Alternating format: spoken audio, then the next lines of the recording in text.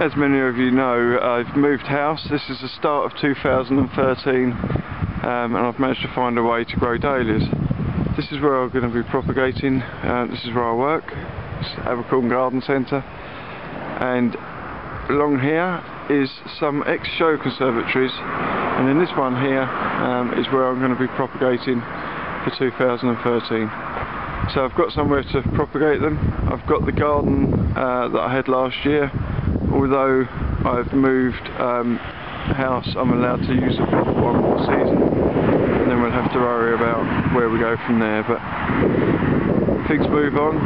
Luckily my boss is kind enough to let me use this facility, which means we can produce some plants for next year, so we've got a bit of a new story to tell.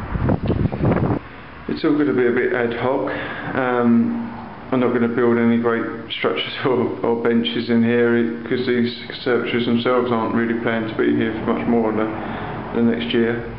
So I'm just going to put some large bubble on the floor. I've got my propagating trays from the greenhouse that I'll put on top of those, and generally try to work from the floor. I'm only trying to propagate multiple plants from here, so to a rooted cutting stage and maybe mother plant. Once I've got a rooted cutting at the middle of April, I'll then move it back up to my old greenhouse on the growing plot and bring them on from there, because I won't need any heat and I haven't got power in that greenhouse, so a paraffin heater will suffice.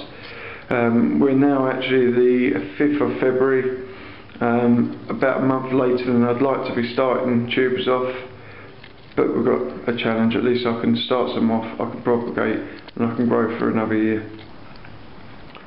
So that's the first ones done. These are the ones that Dave kept in his greenhouse. So I've set those up, and obviously I know from that which ones I'm most short of. So I knit back to the plot, luckily, and dug a few tubers up. So they're wet, they've been under snow, they're horrible, but there's probably eyes on them. As long as in the next week I get those onto heat, or on heat to dry a little bit, but it's set up, they should shoot away.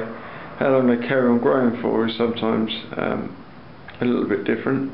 They tend to break down and go a bit mushy sooner than the ones that have been dried, but it's going to be the only way I'm going to get some sort of volume of plant material.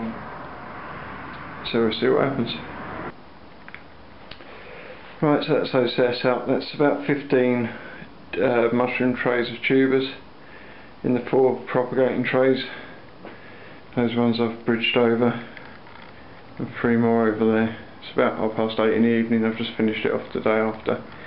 Let's see what the ones that I dug out yesterday do. They're either going to grow or rot, one or the other. It's quite apparent. They quite often shoot away quicker than dormant tubers, but they will collapse quicker as well if they don't get going.